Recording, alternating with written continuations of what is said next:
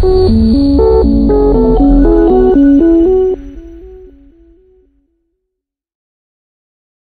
should be pathogen free. Ibig sabihin, dapat wala yung mga nakakasira na mga yung mga karga ng lupa na nakakasira. Yung pathogens like parang yung tawag doon? Parang yung term mo dyan, Ronald? DJ baka dadaol like bacteria, virus. It should be bacteria free, it should be virus free. Okay? Awan ni DJ dugmadaol na jadi kuan ana dia DJ dagangan ibusen na DJ Ramot ada DJ. Okay. It has to be rich in microbial activity. Like pag yan ay mayroon yung good bacteria, yung nagpapadaba, di ba? Kasi lang yung adjust ng manok, di ba?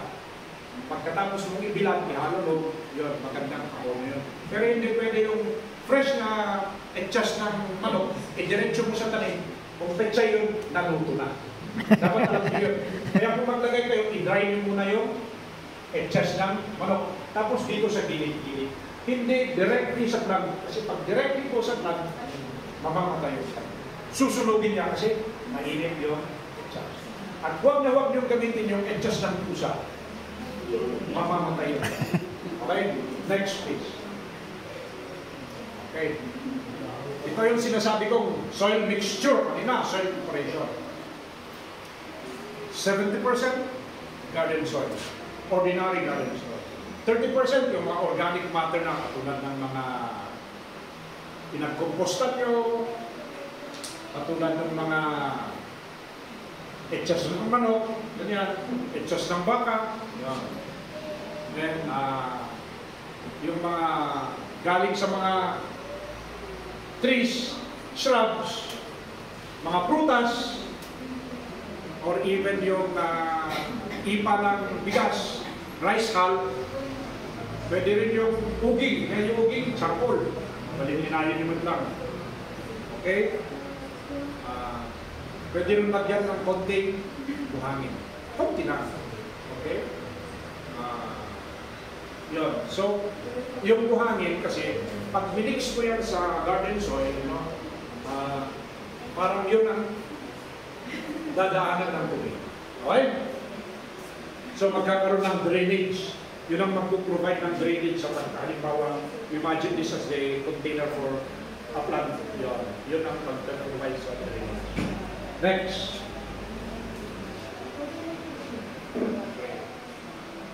Yung composting na sabi ko kanina, di ba? Yung paggawa ng natural na pataba, natural na abono. Okay?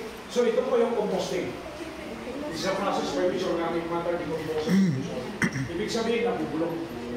So yung material mo, para sa composting ay lahat ng nabubulong. Next. Yun.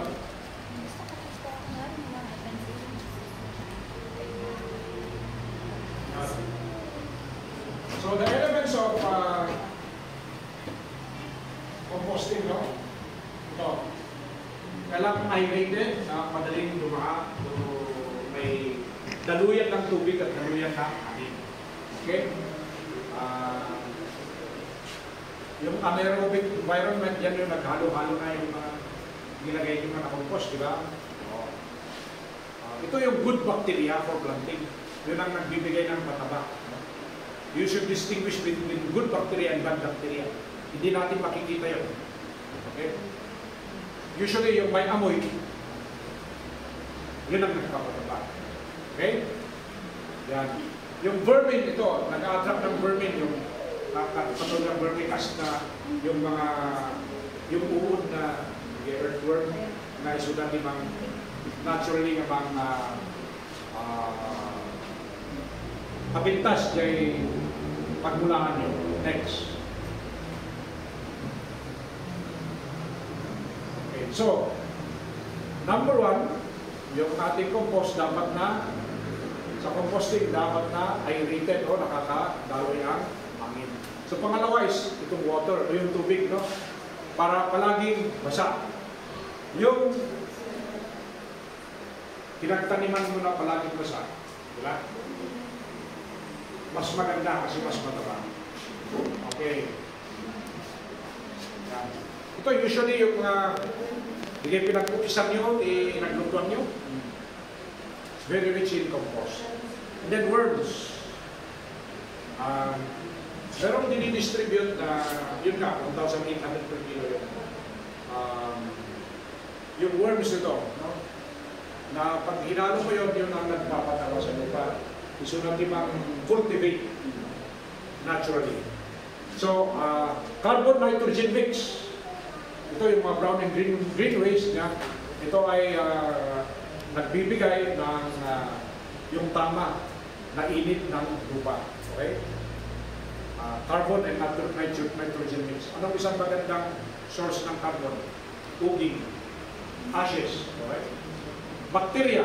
Kailangan din ng bacteria para siyang magbubulok sa pagkain sa compost para maging abono. And then, soldier flies. Yan. Okay? Alam niyo itong mga soldier flies. Sige tangay, magmapanidya yung compost ka din nga ito. Isudat yung mga paspas na mabulok para mas mabilis mabulok. Yung mga fruit flies, marami yun, di ba? Pupunta sa compost. Pabibilisin niya yung pagiging abono ng ating compost. Next.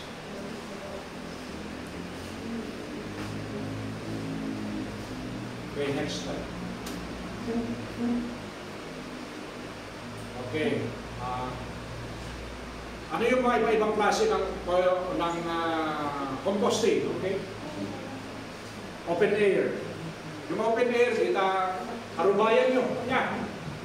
Abot kayo, hindi magkabilan nyo yung compost. Karga yung mga di masuray kayo. Agungan di masurero na kung na. Hindi nabubulok. Yung ano di tanggal ulo. Ba, di na di nakasapon dyan ka, nabubulok. Bawal na yan. I-pick upon lang, di masurero tayo ba? Hindi nabubulok. So yung nabubulok, i-composting natin. Okay? Yan, ang definition. Ito, sa backyard nyo ito, sa loob ng compound yan, magbutas lang kayo ng paglagyan. Or,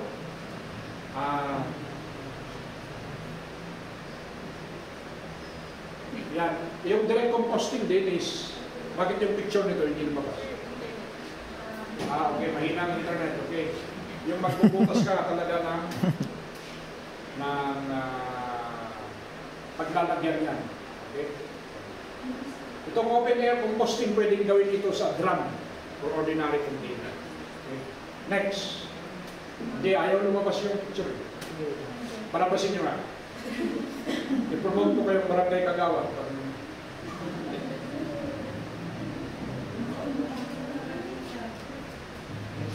Ayaw lumabas.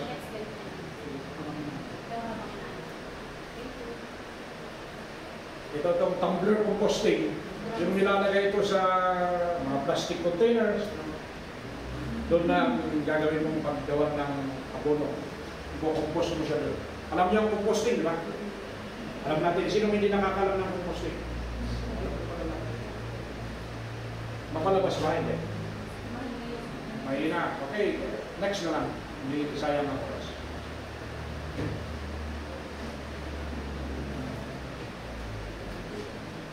Ronald, ano mga minutes presentation mo?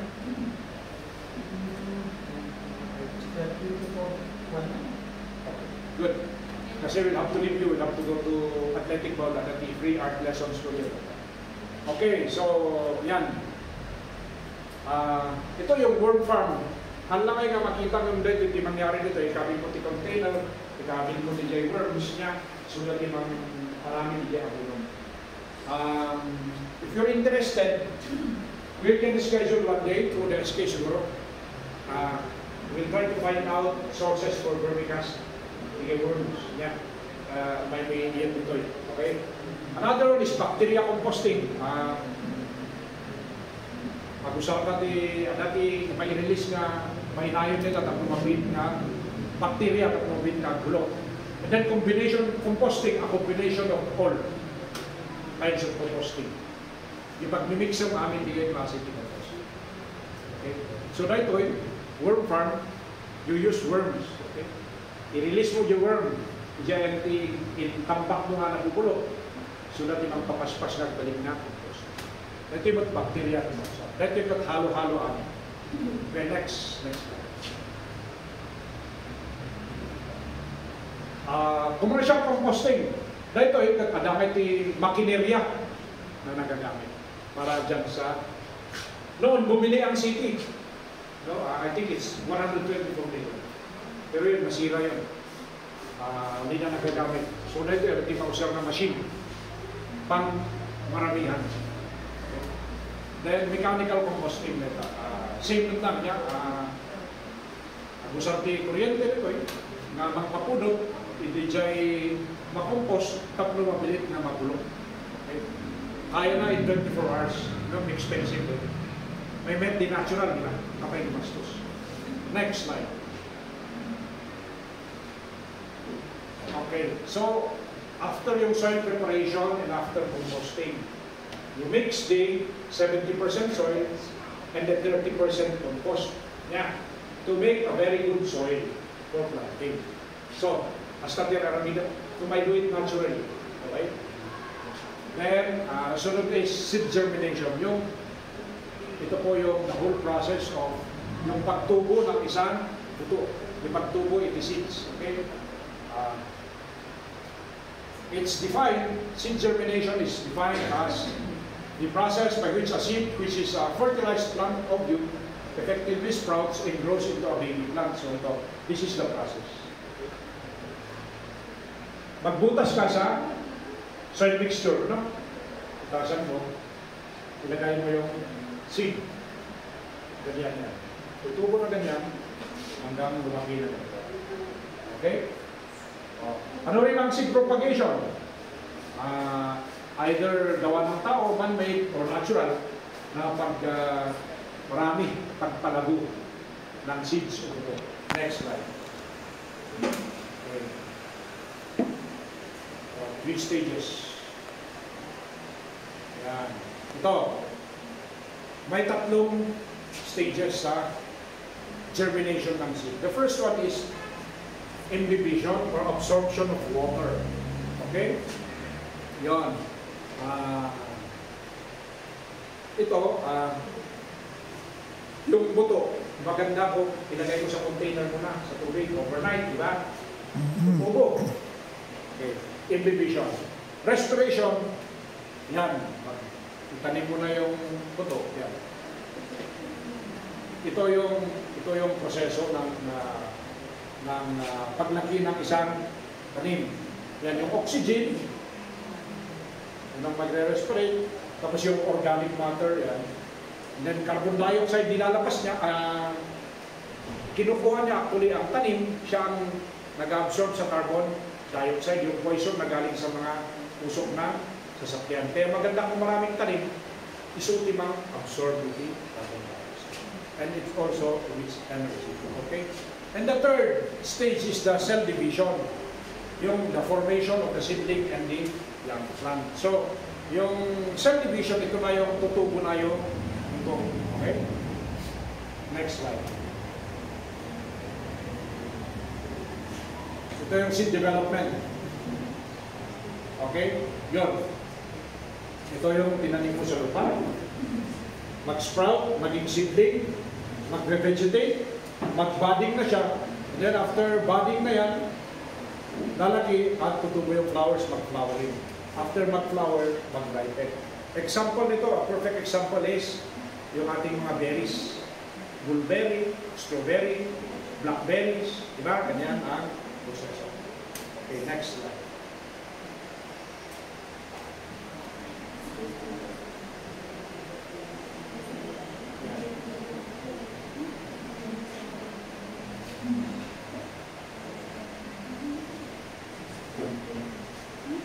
Sige lang, i-present nila. Isa-isa.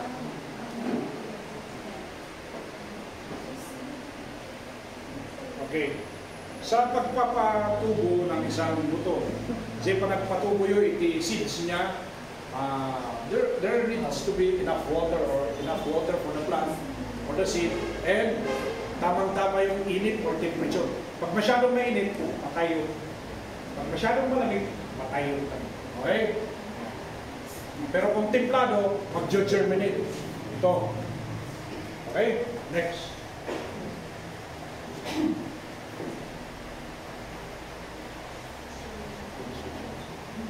Kami dito. Uy, shortcut ka. Second lang. Kaya ito na yung third stage. No? Pag third stage, meron na siyang ugat. That denotes na it is able to support itself. Okay? Yan. At yung buong tanim. Ang tawag dyan is growth stage or vegetative stage. The next one is yan.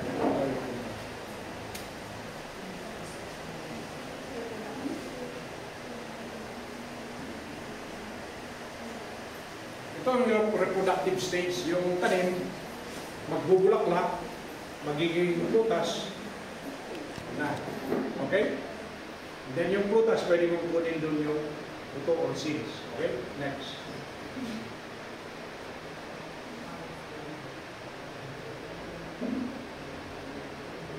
And then, that's the fifth stage of plant development. Okay?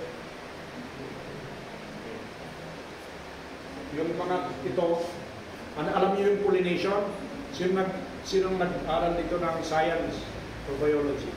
Diba? Ito, pag may ganyan na may mga bulak-bulak na yung mga bees, the bees will pollinate, transfer na dito, cross-pollination ito na dito sa sabon. Makatulong din. Next.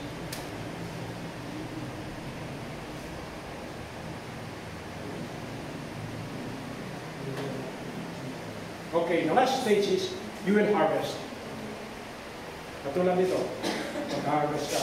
Kung lumabas yung flowering na pechay, pwedeng doon mo galing kukunin yung seeds that you can use to propagate. So harvest time na yung last. Okay? Next slide.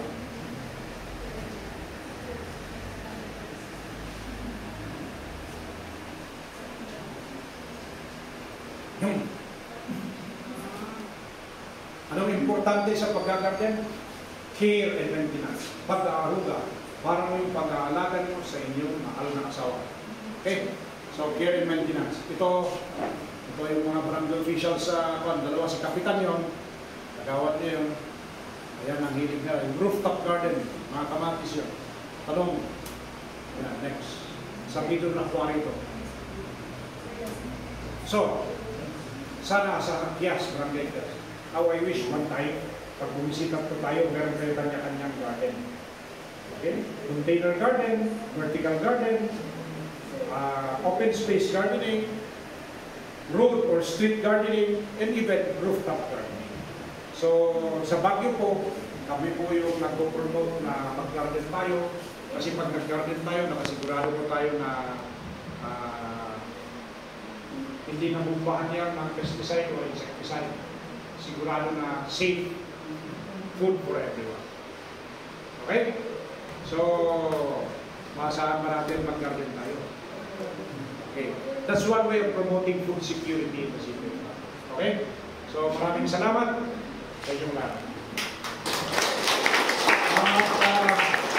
Bago ko po ipapakilala ang susunod na resource speaker, ang aming pong kasama ay mag-distribute ng reading materials galing sa City Veterinary and Agriculture Office and the seeds. Papirmahan nyo din galat ni seeds, ha? Adam, tiniwaras? Sige. Patulong ka dito yung SK ng Agwaras ni seeds. Siguraduhin nyo, italin yan, i-post nyo sa Facebook, itag nyo ako, o isa nyo sa Messenger. Okay? Kasi meron kaming pa-contest later on sa magtatanim. That's every May. So, i-distribute nyo na yung mga seeds sa ating mga taga-barangay class. Okay? Okay. Ayan po. So, habang nag-distribute po, we would like to give this certificate of Actual appreciation for our Honorable Councilor Leandro Yaman Jr. Last deputy. His sincere grateful appreciation for being a resource speaker during the Urban Gardening Seminar with the theme of Blossoming Cities Cultivating Sustainability Urban Gardens conducted in the Sangguniang Kabataan of Kias with the help of Sangguniang Kabataan ay Barangay of Kias. Given June 1, 2024 at Kias Multipurpose Hall. Thank you. Thank you very much for yan, ano to? Panglasing? Thank you very much. My honor, walang honorarium. Pero thank you very much. If you are interested for the conduct of more urban farming, urban agriculture seminars, maki-coordinate po kayo sa office namin. Maki-coordinate kayo kasi namin. Like if you want to learn about mushroom production, beekeeping, alam po nyo, hindi sa pagmamalaki, in 2016, 17, 18, 19, when I handled the Committee on Market Trade and Commerce and Agriculture, mag-hold po ako ng several trainings sa beekeeping, or apiary. Beekeeping is known as apiary. Yung pong nag-seminar doon, marami po sa kanila ang nakapunta sa abroad. In fact, there is a place in New Zealand, they call Barangay Baguio. Kasi yung mga nagtatrabaho doon sa apiary, sa beekeeping farm doon, ay galing sa Baguio. Karamihan po galing sa district namin. Most of them come from Santo Tomas Central and Luntogan kasi ito mga farming communities.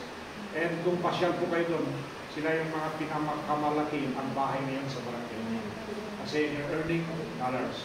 And I understand ang minimum na yung pay ng nag-aalaga ng honey sa abroad is ranging from 130 to 200,000 pesos. So if you're interested, we can bring the technology here. Meron po tayong mga partners for this. Kung gusto nyo mag-aral din on vermicasting, we can also bring the technology here. I-coordinate lang natin sa barangay. Through the barangay and the SK. Sa ngayon po, ang nag-prepare po nito, I'd like to commend isang Sangguniang Kabataan o Kias, malakpakan na. Maraming salamat sa certificate at sa anong alam? Ano to? Red wine. Pampatulog. Okay? So, the next part of our activity today will be an extensive lecture tungkol sa tinatawag na hydroponics. Alam niyo ang hydroponics? Yes. Gardening using water. Okay? And we have an expert here, kasama namin sa Urban Gardening Advocates of Baguio Incorporated. Siya ay isang urban farmer. Kaya pagkatapos ng seminar, we will call you Urban Farmers of Baguio. Kasi kayo ay nagkakalis. Yung technology na ipapasa sa inyo po, makinig tayo kasi marami tayong matututunan. Siya po ay taga Barangay Yunukban. And this is the second series. The first na pinuntahan namin, kasama po siya ay dun sa Victoria Village. It was attended by the senior citizens and the barangay officials, the Sangguniang Kabataan officials, and the residents of Victoria. Ngayon naman, dito tayo sa Republic of Kias. So without much ado, expert on hydroponics, I'm very proud. Happy to present to you. Ay, magaling ito. Oh, magaling ito. Yun. Kaya nga yung thickly forested area na dati na buhok niya ay in Bingfish, nalaban amin ito yung technology. With all this art, we put this energy dito sa urban gardening, and then ito yung specialty niya.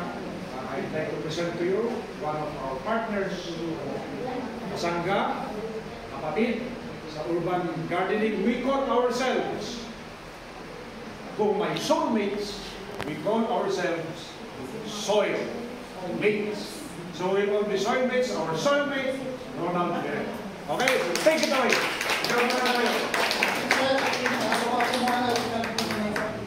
Ha? Okay, sige. Pangsagpaw, tipinik-tika. Thank you very much, Ronald. Okay, bago ako aalis, ano? Kayong SK, may bibigay ba kayo na pang-taxi ni Ronald? Wala. May bibigay kayong pang-taxi? O bibigyan ko siya ng pang-taxi? Kasi nag-taxi siya ng pumunta rito. Malakad siguro yung painting niya. Yung mga gustong mag-aaral ng painting, ano? We can schedule one here in Kias. Or if you like, you can attend our every Saturday class sa Athletic Bound sa Art Bank, 3 o'clock to 5 o'clock. So I have to go.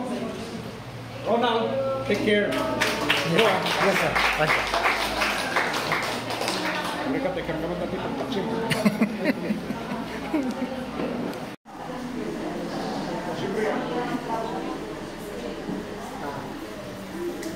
Okay.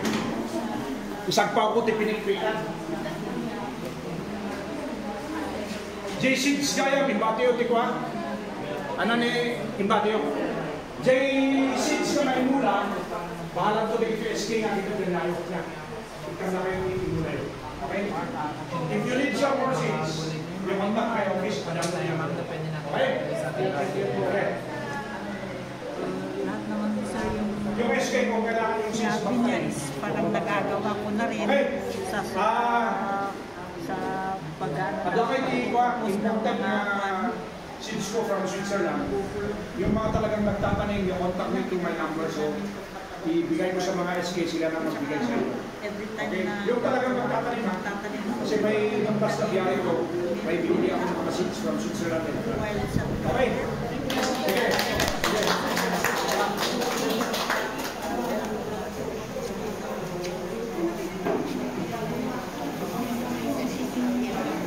Hello, good afternoon. Sino niya ito at i-farm na dito? Rancho. Awan. Garden nga batik niya. Sino yung may mga garden dito na maliit? Kung sa bakuran yung ano pala yung mga tinatanim na sa bakuran? Palaya. Palaya, ano pa? Beans. Beans. Ano pa? Chickpeas. Ay, by the way, pakilala ko pala yung sarili ko. Ako pala si Ronaldo Ferrer. From Yulukban, taga-Barangay Yulukban. Okay? So, ang ibabahagi ko sa inyo is about yung hydroponics. Ito yung nauuso ngayon. Lalo na yung walang garden dyan. Alam nyo ba na pinagtatanim niya ang mismo? Guess nyo. Saan ako nagtatanim? Tok-tok ng bahay. Alam niyo ang garden ko? Sa mismong bubungan. Believe it or not, sa bubungan, mainit yun. Yes. Nakakapagpatubo to ayun doon ng melon, pakwan, para yung posible, di ba? Posible po yun. Itubo po, gamit ang hydroponics. So, bago ko introduce ang hydroponics, pakita ko muna yung may nagawa akong video noon, last 2 days ago yata yun.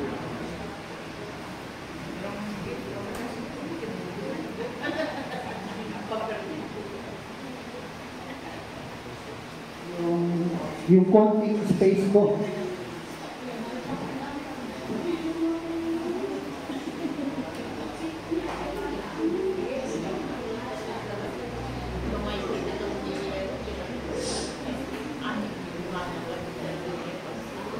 So, yung garden sa bubungan, may tanim ako right now is pipino. Kasi ilang araw na po umulan dito, nakaraang araw. Mga simple lang. May tanim akong talong din. Sino pala nakapasyal sa inyo sa agri-tools dito sa may buildings noong May 15 hanggang ngayon? Meron kaming agri-tools doon, agri-farm festival. Yun, naka-display lahat yung mga tinatanim ng mga farmers. Pati aquaponics meron yun. So yan, bubungan lang sa akin. Malit lang, asking malit. Pero very productive siya. So So, bibigyan ko kayo ng inspiration.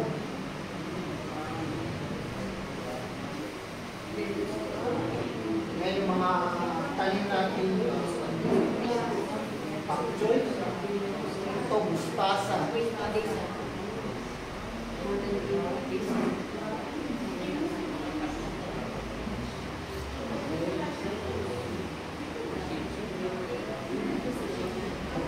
Lettuce. Ito ba? Ginawa ko lang kanina ito. Diyan ko niyang ginawa.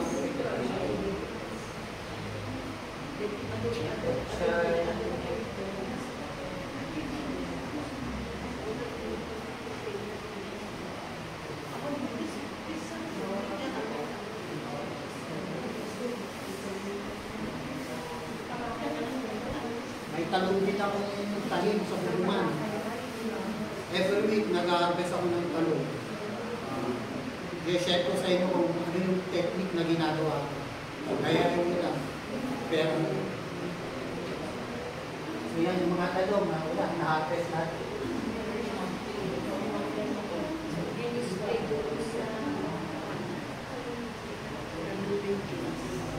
Pagkita ko yung talim na sa loob. Ito nga pala yung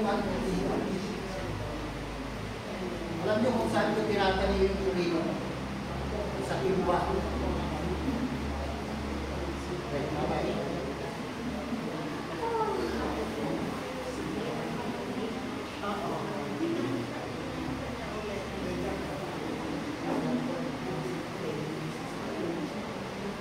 Iba lang. Dadalhin ko sana yung pino nito. Ayaw ako sakay ng taxi. Kasi matangkad na ito.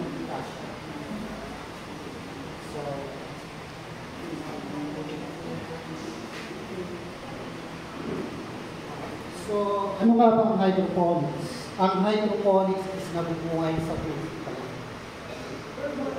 One of the examples sa hydroponics is ito. Introduce ko muna, tapos tuturuan ko kayong mag-hydroponics from scratch. Para paglabas nyo dyan, magiging expert na kayo. Hopefully, pag namasyal kami ni Sir Councilor Yamat dito, pag may pa-contest, may tanim na rin kayo, malalagutan pa. So yung hydroponics ganito, sinong nakakita na sa loob? Anong laman ng hydroponics sa loob? Wala pa? Hindi? Tama. Ano pa makikita niya sa loob? Ha? Plastic. Plastic.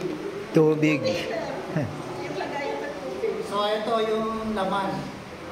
Pwede kayo lumapit ko gusto nyo para makita nyo.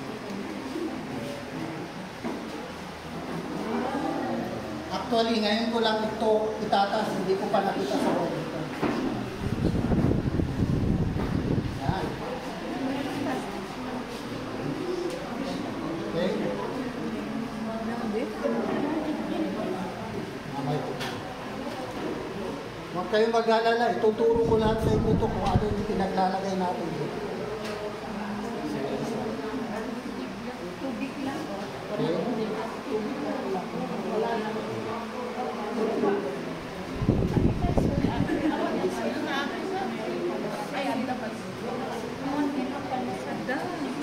Mamaya, sasabihin ko kung anong ginamit natin. Okay, so nakita nyo na lahat. Okay.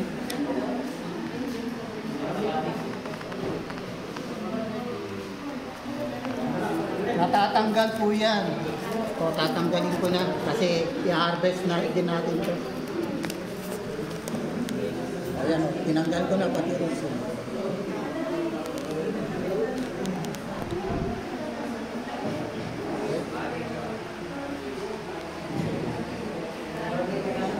So ano ba yung ginagamit nating materyales sa pag-hydroponics? Unang-una,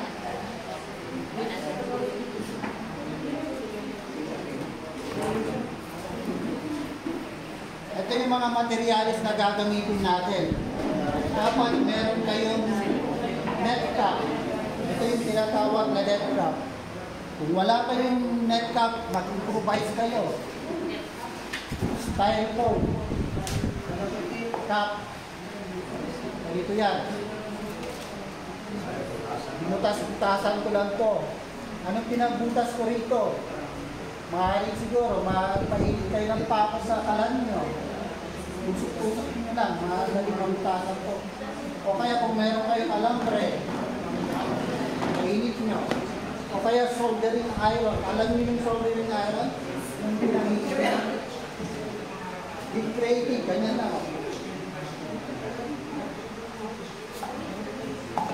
Wala kayong styrofoam. Ano itong tawag dito? Plastic cup. Plastic cup. Kasi lagyan niyo siya ng butas. Tapos butasan niyo lang. Kung wala kayong plastic cups, is anong naisip ko na gawin kung wala kayo? Yeah. Number one is yung, alam niyo yung bote ng bottle ng cake na kayo mineral, pakiit niyo. Tapos balik sa rin. Ilagay mo lang na.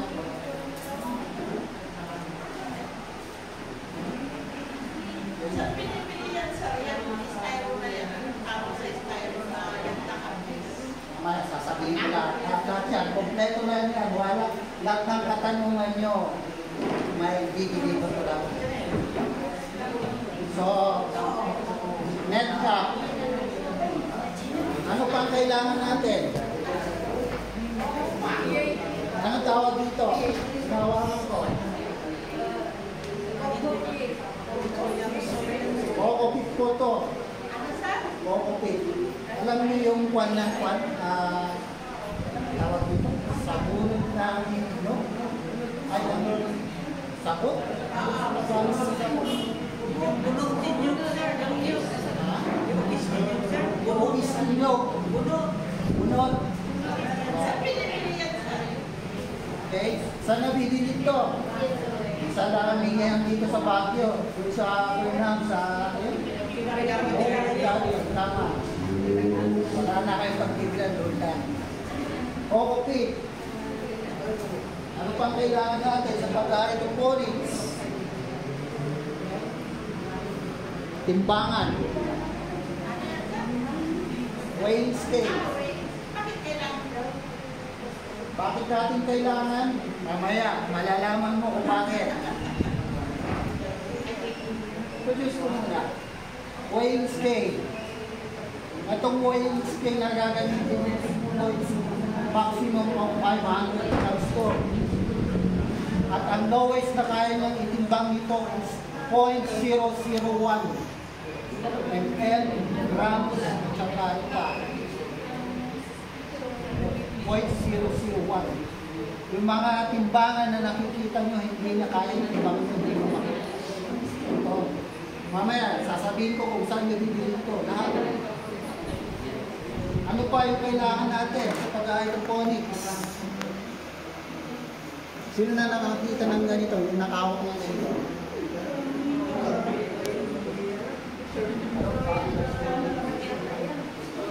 Ito yung tinatawag natin na TDS meter. Ang gamit nito, pinangsusukat sa temperature ng tubig. Ano last temperature? T as in toy, T as in dog, S as in Superman, TDS. TDS temperature. TDS meter. TDS. Well, gagawa ako ng video siguro to, video about ito. Visit nyo na lang siguro yung Facebook account ko. Sasabihin sa inyo na TDS meter.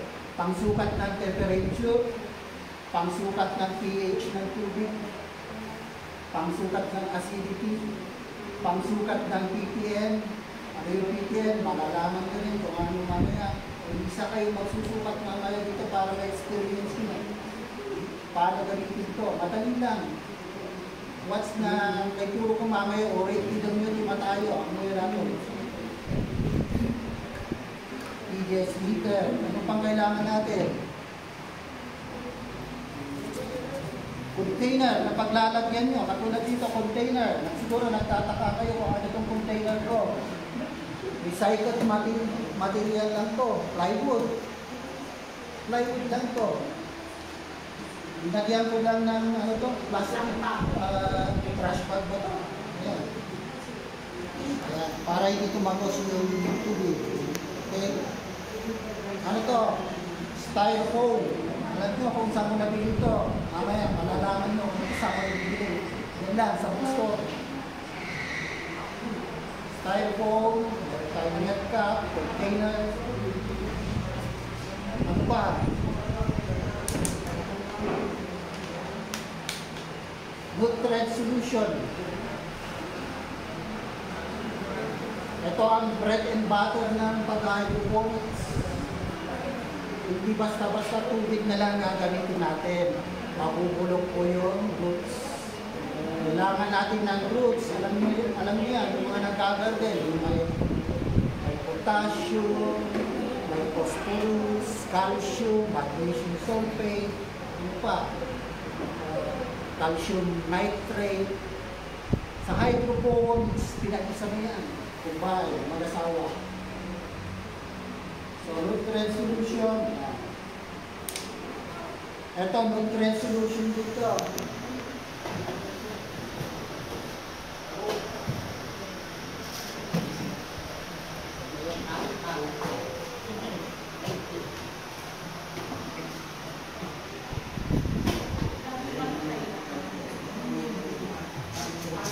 Parang may ibang po yata yung iba.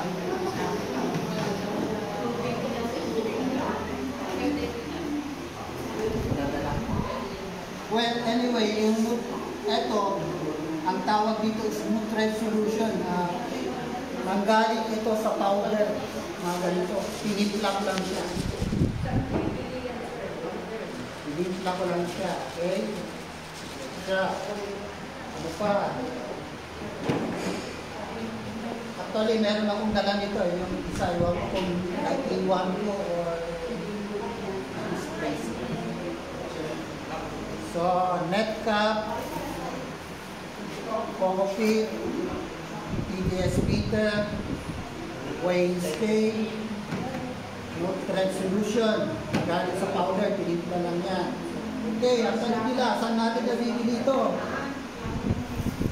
Doon sa Burnham to.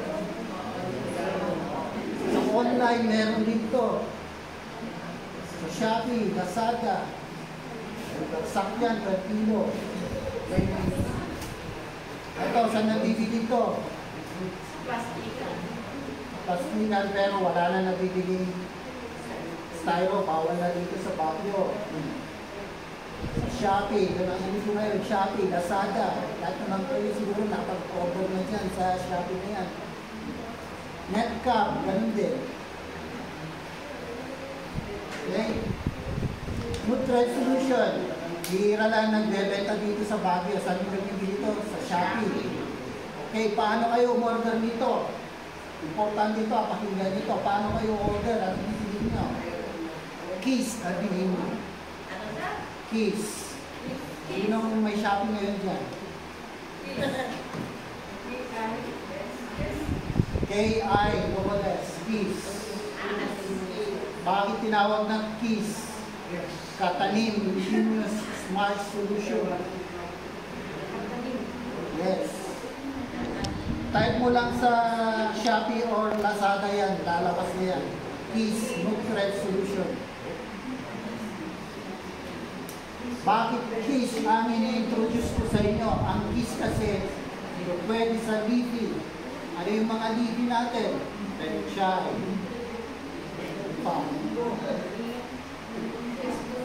So, lahat ng leafy na hindi bumubunga. Mustasa, lettuce, leafy. Pwede rin ang Kiss sa fruit bearing. Ano yung mga fruit bearing natin? Grapes. Grapes is medyo panay sa soy tayo kasi ang grapes is abutin niya ng up to 100 euros. Yes. Paano yan pinimix, sir? Ay, paano isipin? Ngayon, darating tayo doon. Nasabi ko muna yung sa highway. Darating tayo. Shopee, Kispo, powder yun. Meron din ready-made na ganito. Okay? Okay, Shopee. Wednesday, Shopee. TDS meter, Shopee. Oh, ano yung tsura pag in-order nyo? Pakita ko yung cellphone na lang. Ay, may Shopee ba ba? Wala. Ito, sabihin na. Makakapang oras natin.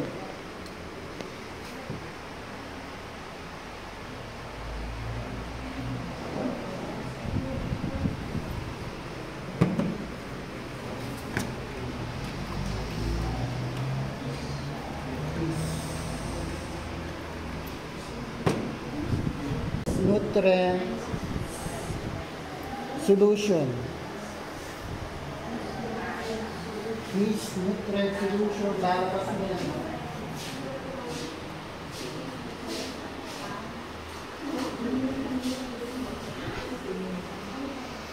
News Smart Solution. Bahala na kayo mag-search yan, okay?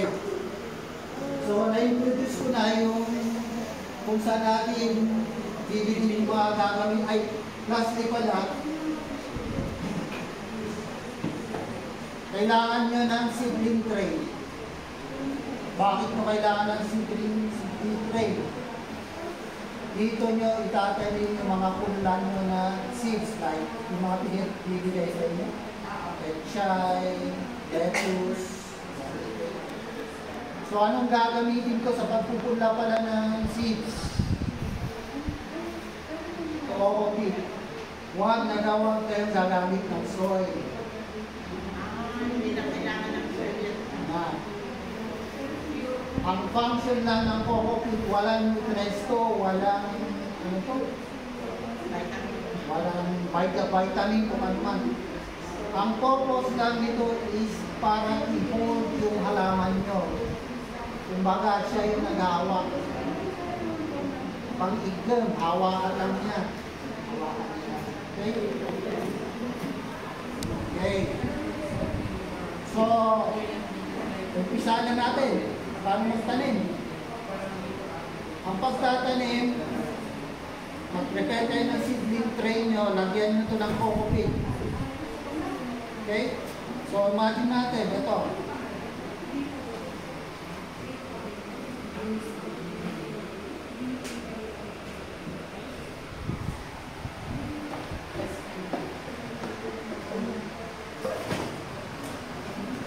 Ito pala yung isang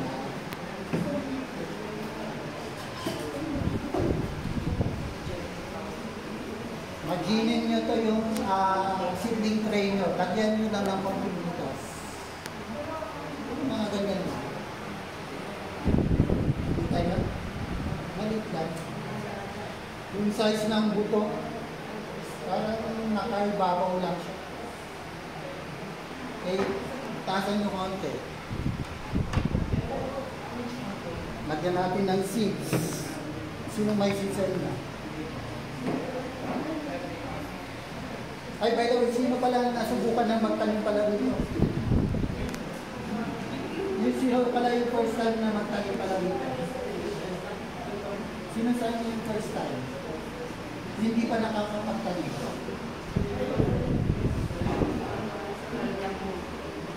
By the way, huwag kayong maniniwala yung sabi-sabi na ano sinasabi. Iligta, malilig ang pala, kalukuhan yun. Huwag kayong maniwala dito. Nasa pamamaraan. So imagine nyo ito ang buwan.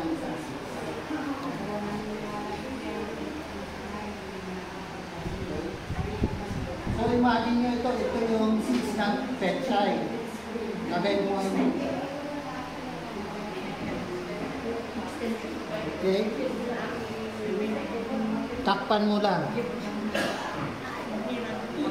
Oops, ayaw matakpan, malaki. Ayan. Pag natakpan nyo,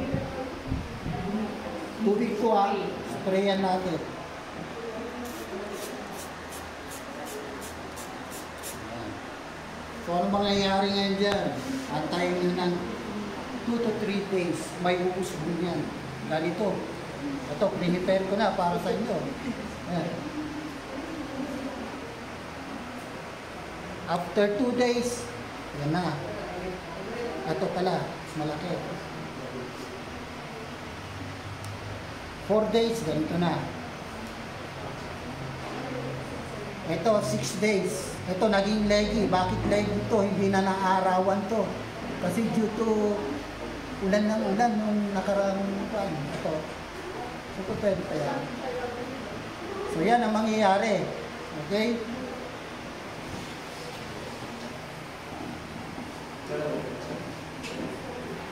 Okay. So, pagkalipas ng 4 to 5 days, pag ganito na yung itsura, may nakita kayong lumalabas na true leaves. Yung true leaves pala is what? Yung talagang daw, true leaves. Kasi pag tumutubo pa lang, ganito pa lang, wala pa. Pag lumabas na yung true leaves, kahit isa lang. Ayan o. Pwede niyong lapitan kung para makita nyo. Okay. Then, pag ganyan na is,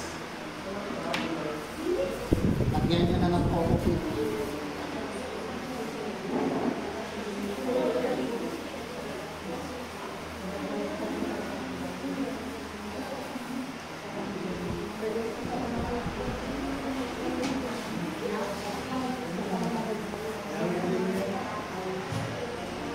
Maginin nyo yung in-net-cup nito, ganito.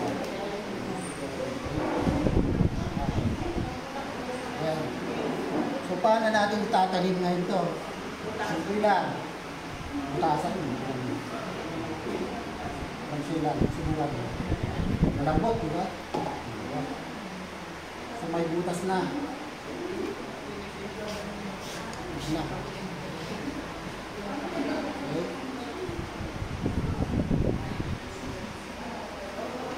So, transfer, kusugin nyo lang.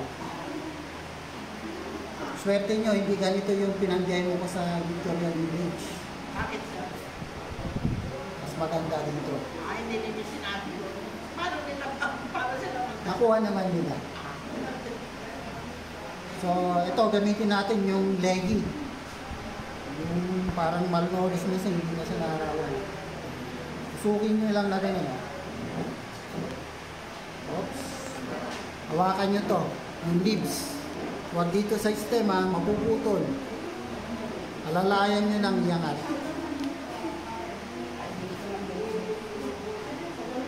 May ugat siya, yun. Iwasan yung maputol ito. Kasi pag naputol yan, mabagal ang paglaki ng tanim. As in, mabagal. Ang pecha is hanggang 36 days lang dapat nag-harvest ka. O kaya 27 days. Ito is kwanto. Kung hindi ako nagkakamali, 33 days. Ayan. Mararamdaman nyo siya pag inangat, subukan mo.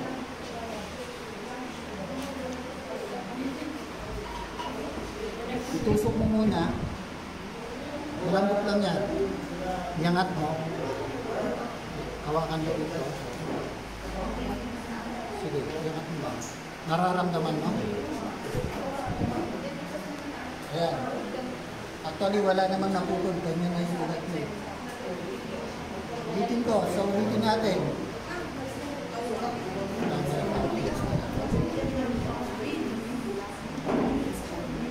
Ulitin ko, ha? Dahan-dahan lang. Mararamdaman mo siya.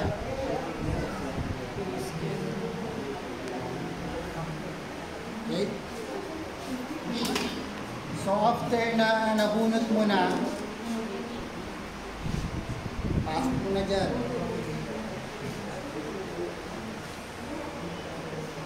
Pick na siya, pick na. Sa duwan na po. Ito. Pasok niyo siya hanggang ito.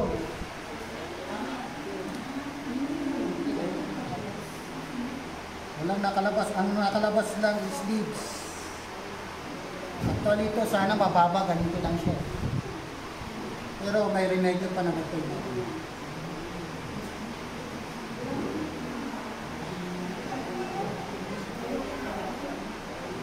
Okay. Yan na siya. Pagkatapos, lisik-lisik ng tubig.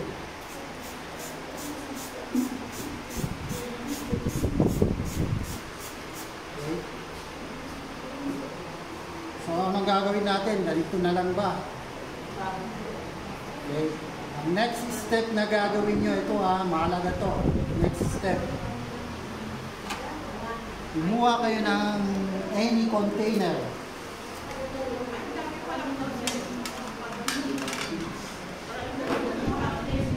Ito, kunwari container to.